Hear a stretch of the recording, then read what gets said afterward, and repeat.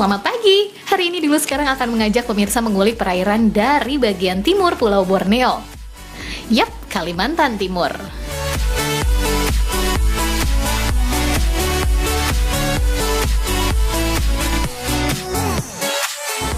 Nah pemirsa, kalau di Turki ada masjid biru yang letaknya menghadap ke Selat Marmara, maka di Kalimantan Timur nih ada masjid cantik Islamic Center Samarinda yang letaknya juga menghadap ke Sungai Mahakam. Salah satu masjid terbesar di Asia Tenggara ini menjadi pemandangan indah yang bisa kita jumpai saat menyusuri Sungai Mahakam. Tapi hari ini Dulu Sekarang bukan mau bahas soal masjid, saya mau mengajak pemirsa untuk menyusuri apa saja keunikan dari Sungai Mahakam. Jadi tetap nonton Dulu Sekarang.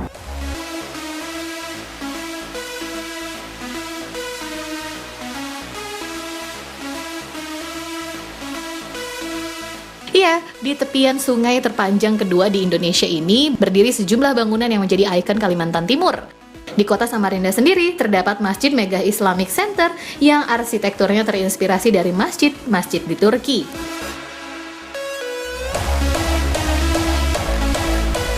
Nah, dari dulu sampai sekarang, Sungai Mahakam masih menjadi penopang perekonomian di Kalimantan Timur.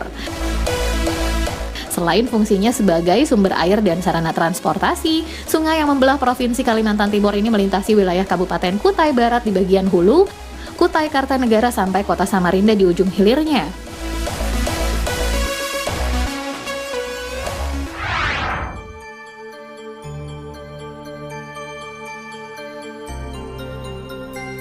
Di masa lampau, Sungai Mahakam yang letaknya strategis menjadi jalur perdagangan bangsa Cina dan India.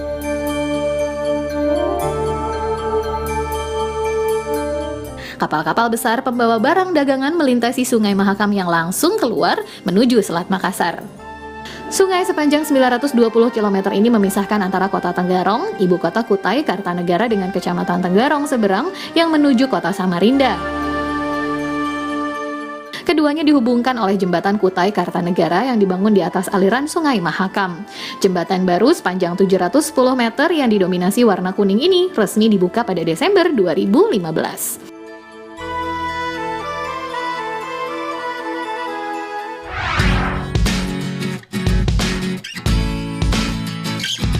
Sebab tahun 2011 menjadi duka bagi Kabupaten Kutai Kartanegara.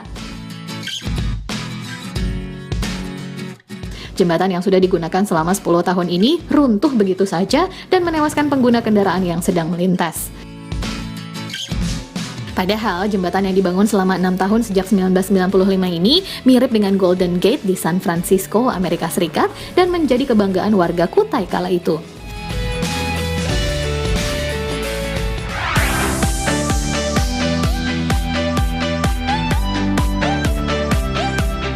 Nah, masih di seputar jembatan Kutai Kartanegara, terdapat sebuah delta di tengah Sungai Mahakam bernama Pulau Kumala.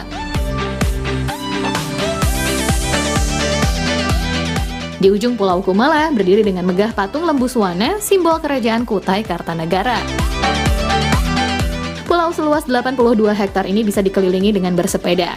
Dulu, warga harus menyeberangi sungai dengan perahu untuk menuju ke sini. Namun sekarang sudah ada jembatan penghubung yang membuat pengunjung semakin ramai berdatangan. Nah pemirsa, ternyata bangun kampung nggak melulu harus di atas daratan ya. Ini contohnya, kampung di atas air yang ada di atas anak Sungai Mahakam.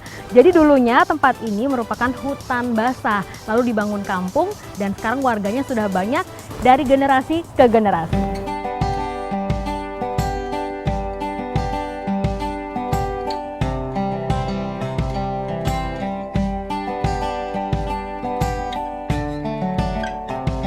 Ini dia, Desa Melintang di Kabupaten Kutai Kartanegara yang berdiri di atas hulu anak Sungai Mahakam. Desa ini sama sekali tidak ada daratan. Warga tinggal di atas rumah-rumah panggung dari kayu. Jalanan di kampung ini dihubungkan dengan jembatan kayu yang panjang dari rumah ke rumah. Fasilitas umum seperti masjid dan sekolah juga tersedia di sini. Sementara warganya menggantungkan hidup dengan memanfaatkan tangkapan ikan dari sungai. Nah, ini dia pemirsa, yang namanya kuliner sungai pasti nggak jauh-jauh dari yang namanya ikan. Yang di depan saya ini sekarang ada gence haruan, ikan gabus, dan juga ikan baung. Yang jadi ciri khasnya makanan Kutai itu adalah asam, pedas, manis. Lihat nih, cabenya banyak banget.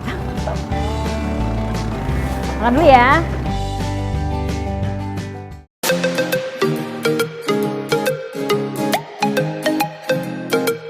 Gence adalah nama untuk sambal goreng yang disiram di atas ikan bakar.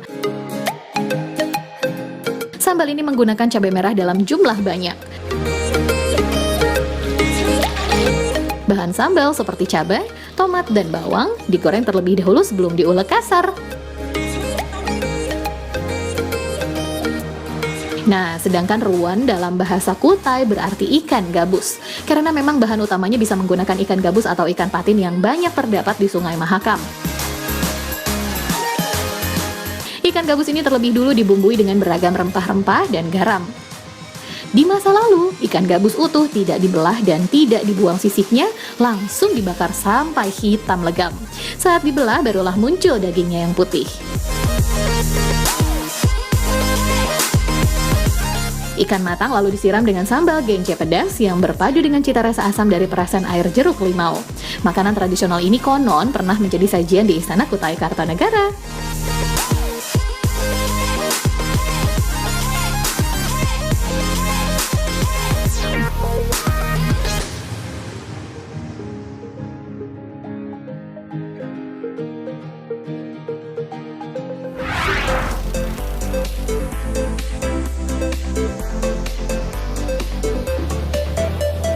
Nah, selain rumah penduduk, hewan peliharaan warga di Desa Melintang seperti kerbau juga ditempatkan di kandang yang dibangun di atas sungai.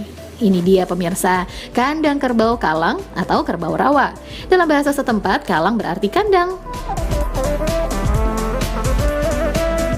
Bangunan seluas 200 meter persegi ini dibuat dari kayu ulin yang kokoh dan tanpa atap. Hanya dedaunan ranting pohon yang berada di tengah kandang menjadi naungan kerbau kalang dari panas dan hujan.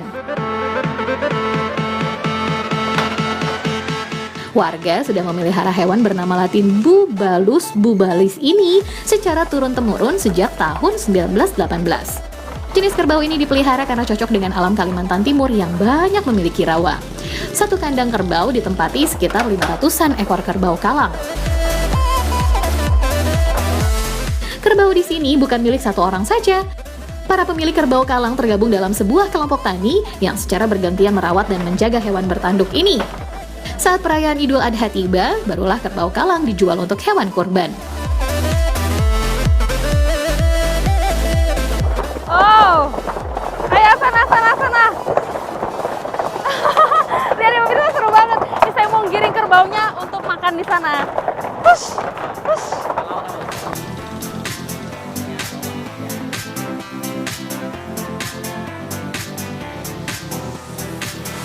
Nah, setiap pagi, para petani membawa hasil merumput ke kandang dengan perahu ketinting. Makanan favorit kerbau ini diperuntukkan kerbau betina dan anak kerbau saja loh.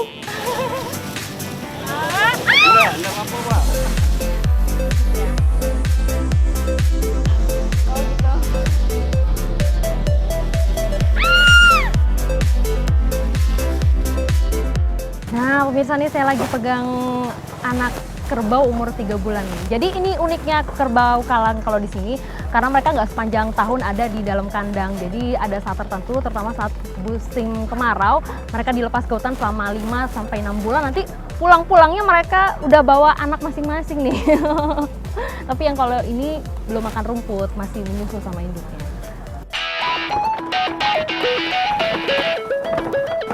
Tidak seperti anak dan kerbau betina yang dimanja dengan disediakan pakan rumput, kawanan kerbau kalang jantan harus usaha cari pakan sendiri nih. Ya, kerbau-kerbau ini dilepaskan dari kandang lalu terjun bebas ke sungai yang sedang pasang. Eits, jangan khawatir, kerbau kalang pada jago renang loh. Kerbau-kerbau ini berenang secara bergerombol. Satu ekor kerbau jantan yang dianggap pemimpin akan berenang di urutan paling depan. Kerbau digembala oleh 3 orang petani yang menggiring dengan perahu katinting. Kerbau akan digiring berenang sejauh 3 km untuk menuju hutan rawa, tempat kerbau-kerbau ini mencari makan.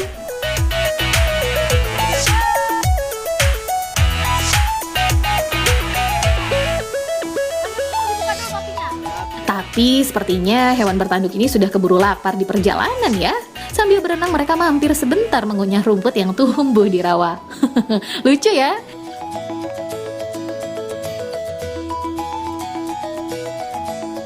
Perjalanan dilanjut lagi. Petani harus sigap untuk menggiring kembali kerbau-kerbau yang ketinggalan atau terpisah dari gerombolan. Nah, sampai juga di tempat tujuan. Kerbau kalang dengan bebas makan rumput sepuasnya di tempat ini. Jam makannya cukup panjang juga loh. Biasanya kerbau kalang makan mulai jam 10 pagi dan akan kembali ke kandang pukul 3 sore. Wah, kunyah terus nih. Nggak heran kalau kerbau di sini gemuk-gemuk dan bersih karena rajin mandi. Sambil menunggu kerbau makan, para petani juga sudah siap dengan perbekalan dan atap dari anyaman daun untuk berteduh di atas perahu.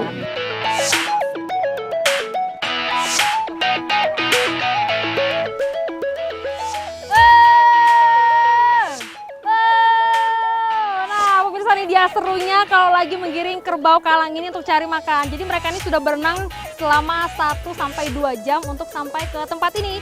Dan ini mereka makannya namanya rumput manggur. Nanti pulang lagi ke kandang sekitar jam 3 sore.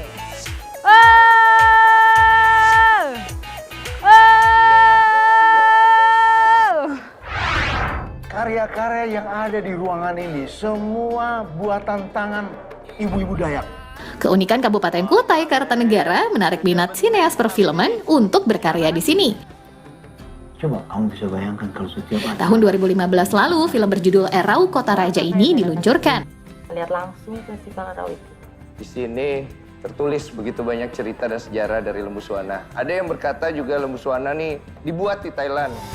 Film ini berlatar belakang tradisi Erau, festival tahunan Kesultanan Kuta yang sudah berlangsung sejak tahun 1300-an. Film ini merupakan kisah cinta antara Kirana yang diperankan oleh Nadine Chandrawinata dengan Reza yang diperankan oleh Denny Sumargo. Iya, berita juga. Kirana yang berprofesi sebagai jurnalis meliput acara tahunan Erau dan berjumpa dengan Reza yang merupakan warga lokal. Pergi dia. Saya kesini bukan untuk ketemu Reza, tapi ketemu ibu dan mau minta maaf. Saya berharap kamu tidak lagi berjumpa. Tentangan dari Ibu Reza yang diperankan oleh Hyayang Senur menjadi konflik yang membumbui film karya sutradara Bambang Drias ini. Ruang untuk bicara empat mata. Lebih baik kamu balik sekarang.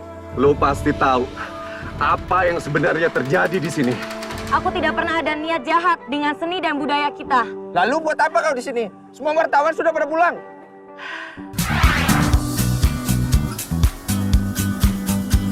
Nah, jangan kemana-mana dulu ya. Habis ini, dulu sekarang masih mau ajak pemirsa mencoba beragam aktivitas seru di atas Sungai Mahakam. Stay tune!